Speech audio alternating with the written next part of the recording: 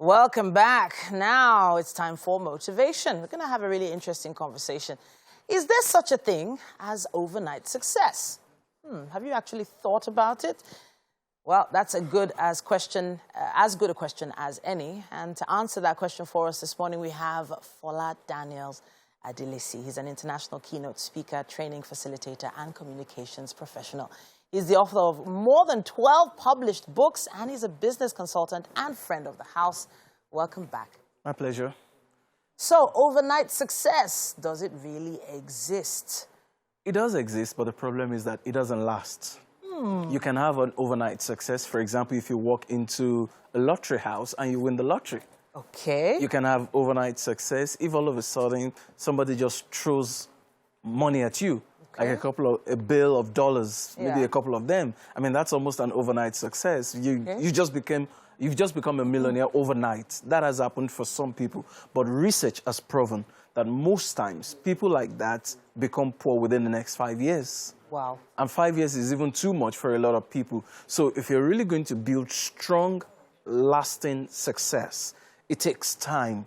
As a matter of fact, what comes out of your success at the end of the day lasts longer because of the process you've been through. Okay. If you haven't been through the process, like if you jump up, what happens to you? You come down. The law of gravity brings you back. But if you climb up, what happens? You stay there. If you climb the stairs, you can stay on the stairs. But if you jump, no matter how strong you are, when we all jump, we come back immediately. So there's really no such thing as overnight success if you want it to last. But if you're just looking for a fling, I mean, that can happen. But lasting success, it's not overnight. Okay, so you've answered the question based on, general knowledge and perspective. Yeah. But I'm thinking there are a lot of young people out there who are seeing icons. Their icons now are influencers, artists, rappers, BB Niger housemates, for instance. And they go into a house and 90 days later, boom, they're made. It looks like they're made. So let's go back to maybe about 10 years or so. I think they've been running for that long. Where are the past winners? Okay. What are they doing today? Okay. How many of them still have the fame? How many of them are still relevant? Okay. So when you start asking questions like that, for example, this morning, as I was thinking about all of these, I thought about Jumoke Bread. Oh, wow. True. You remember her? Yes, yes. Where's she today?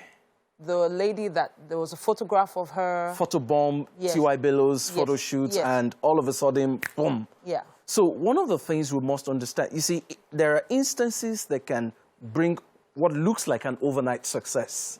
But how prepared you've been before that incident can determine how long the success will last. So yes, you can go into places like that, the Big Brother Nigeria and all of that, and remain a success. But what will make you remain a success is not what happened in the house. Take, for example, someone like Lekon has been going about singing, doing his music. He already was doing the music before he got into the house. I was looking at an image just now, and it talks about the iceberg. Yeah. So many courses, schools talk about this iceberg thing. Yeah. A lot of people see what is on the surface. Which is very little. Which is very beautiful, looks so glamorous, but then they never really see what's going on beneath the surface of the water. It's a lot of pain, it's a lot of pressure, it's a lot of work. For example, somebody sees a book I've written and he says, oh, wow, it's beautiful, this is nice, and things like that. And I'm looking at the person and I say, do you know how many nights I had to stay awake for that book to be written? And there are times you do a presentation, take, for example, in the corporate setting, and someone is trying to steal your slides. Wow. So you get mad because they don't even know how much work went into that. So generally, we need to understand that a lot of work goes into everything that you see out there. Somebody stays, take for example, let's use an event. You come into a hall, everywhere is set, it's all looking beautiful. And the aroma is nice and everything, and you love it, you sit down there. But go back into the kitchen. Go and see the mess. See what happens. Look at the people who cooked the food. That's where it all happened. When you come into the hall and it's all looking glamorous, that's not where it happened. It was in the kitchen. They took the heat. They prepared everything. So something is going on the background. What you see outside is the finished work.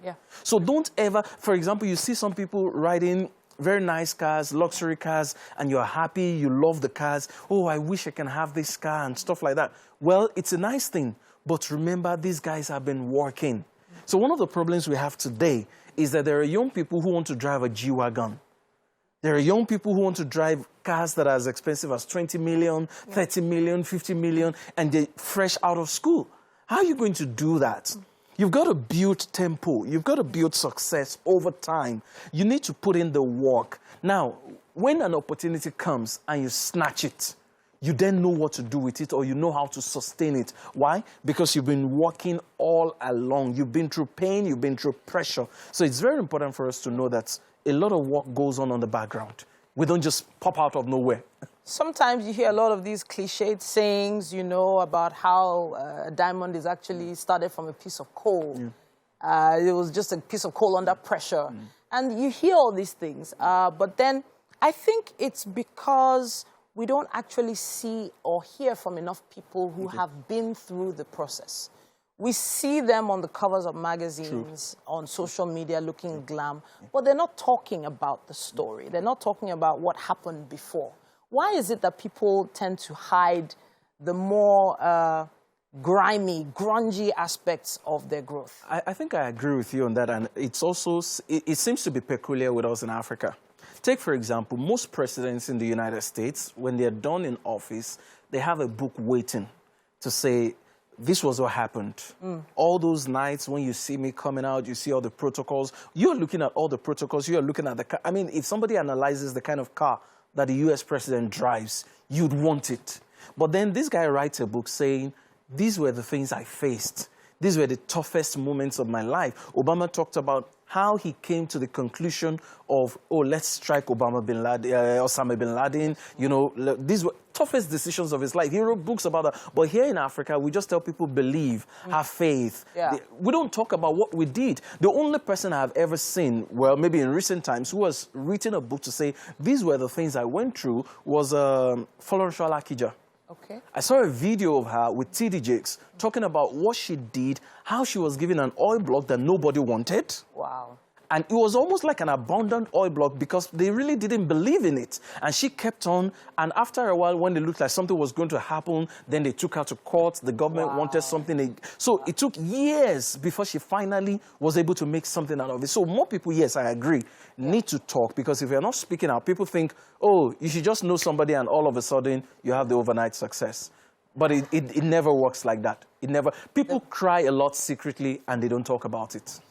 The microwave mentality. Exactly. You just want to do 5 minutes and ding, you're a billionaire. Not so. There's a lot of growth involved. Thank you so much, My pleasure. Mr. Fola Daniels, FGA, as we like to call you. My pleasure. There's still a lot of things to talk about, and we hope you will be connecting with us on social media to ask your questions, and we'll see what we can do to give you a few answers if we can. Use our hashtag WakeUpNigeria on TVC.